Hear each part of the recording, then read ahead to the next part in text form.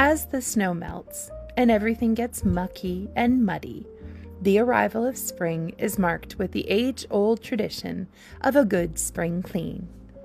It may be that the moment the weather warms up, we get the itch to throw open the windows and air the house out after a long winter cooped up. Or maybe it's all the beautiful sunlight that suddenly sheds some extra light on the cobwebs and the dust bunnies that didn't seem to be there when the house was darker. March, for me, is the most ideal time to do my clean. We take a week off school for our spring break, which means I have more time than usual to tackle some extra things around the house. My aunt very wisely pointed out to me the other week that no one wants to clean when the weather is beautiful. We want to be outside, enjoying the sunshine, puttering around in the garden.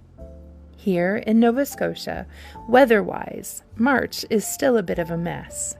One day, it's blue skies, sunny and warm. Then the next, snow covers the ground once more, and we're back below freezing.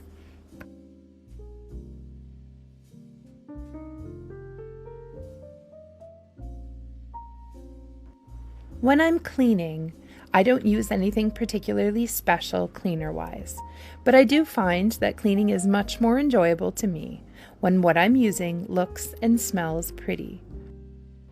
This set of cleaners is something I received years ago. The fig scent was divine.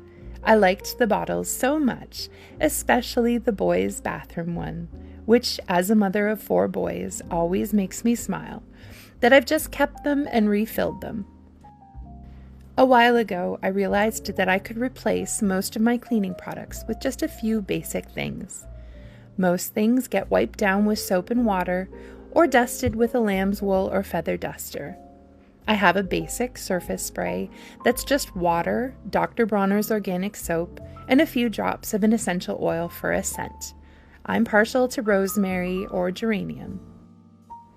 Then I use the same organic soap mixed with baking soda to make a cleaning paste. This is my more abrasive cleaner. I use it for doing the bathrooms, sinks, and stoves. As for the floors, I just use plain old vinegar and water. To do the windows, I do them once with soap and water to clean all the dirt off, then spray them with vinegar and water and polish them so there are no streaks. I've had this housekeeping box for years, and it's quite handy. I decided this year to put everything I need in one box. Cleaners, dusters, rags, my magic eraser. Everything all within reach. I have a bit of an affinity for brushes and cleaning tools, if you couldn't tell. But most of my everyday ones are actually just ones I found at the dollar store. Similarly, my cream rubber gloves, because they're just so much more calm than bright yellow ones, as well as these amber spray bottles and magic erasers, are also from there.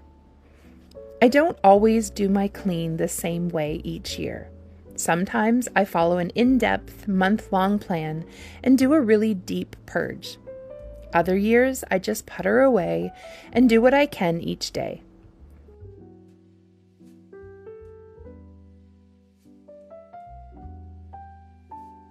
I've already started by going through many of my cabinets and drawers.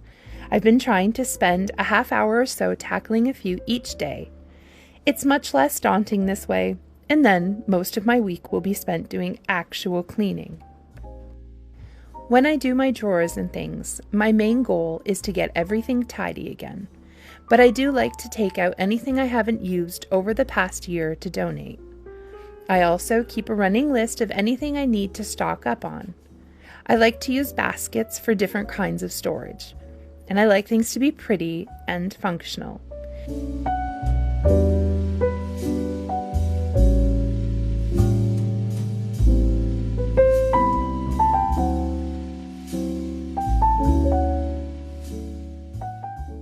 This is my birthday basket. Everything I need for birthdays all in one spot. Balloons, streamers, bunting, candles.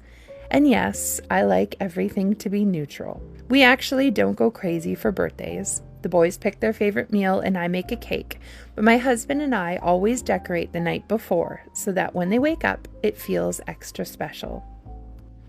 I also have a thing for entertaining and enjoy setting a table.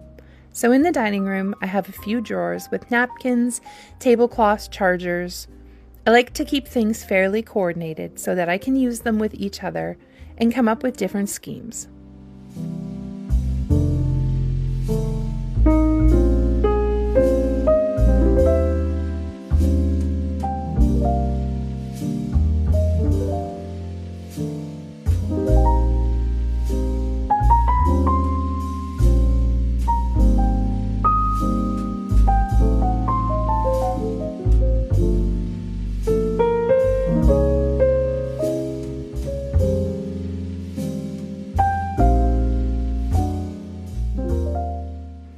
I think for me, one of the rooms that requires the most attention is my kitchen.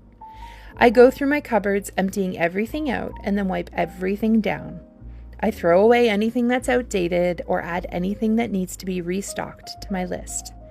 Over the years, I've learned that I don't need nearly as much as I thought I did.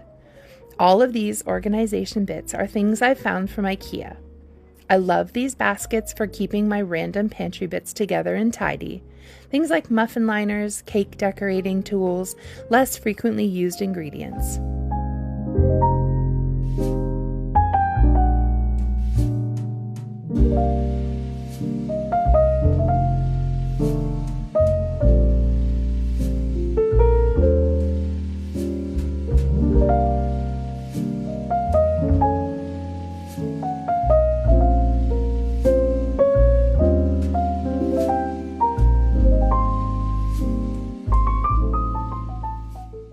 I also like these clear lidded jars for bulk ingredients.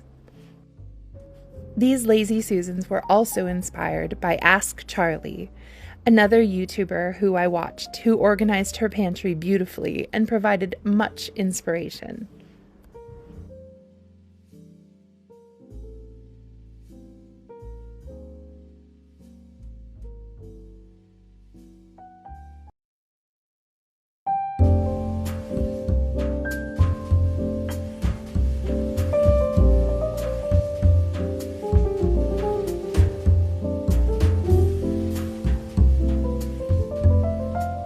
Things like Tupperware and water bottles get so easily out of hand.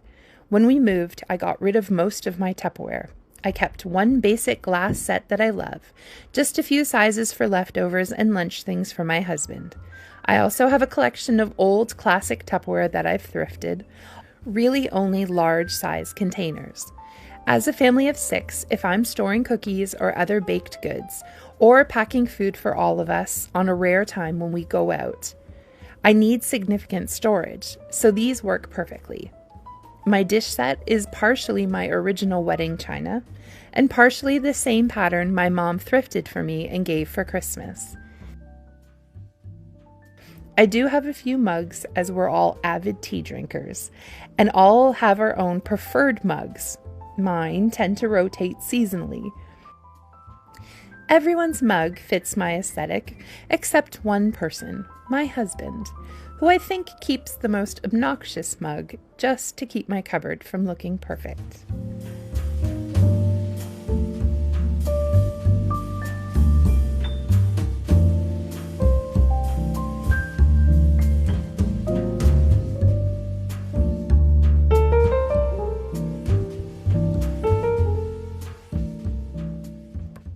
Aside from the cleaning, there are 2 big projects that I need to tackle. 2 projects to help address major trouble spots in our home, because every home has them. No home is perfect, no matter what it looks like from the outside. First, our back room, which will soon become our back entrance, mudroom, and laundry room. Our current entrance is our front door, and with 4 boys going in and out all day long, especially in the spring, it's constantly dirty and not the first impression I would like to make. Right now, the back room is a bit of a dumping ground for hockey gear, outdoor things that would normally be in a basement or an attic, neither of which we have use of.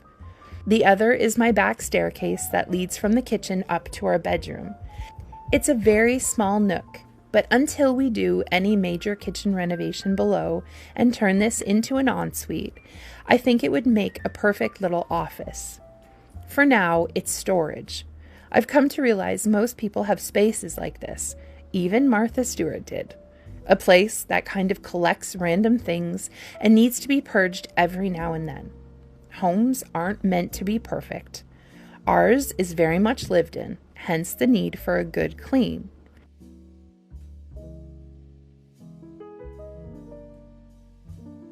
Proverbs 14:4 is always a good reminder for me.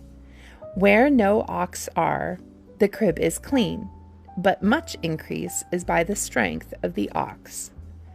There will probably come a day when all of my little oxen are gone on their own, and my home will stay exactly as I keep it. But until then, we cook and bake, and we do our schoolwork and we play. We live and we enjoy our home. And then we tidy up. Perfection is never my goal. Just a more orderly and functional home. One that's free of all the visual chaos and clutter. When things are ordered around us, we feel so much more calm mentally. We enjoy our home for the haven that it is, and it becomes such a blessing. An unordered and unkept home feels like a burden, but a home that is ordered and a home that is kept well is a blessing, and it's a blessing to others who come into it.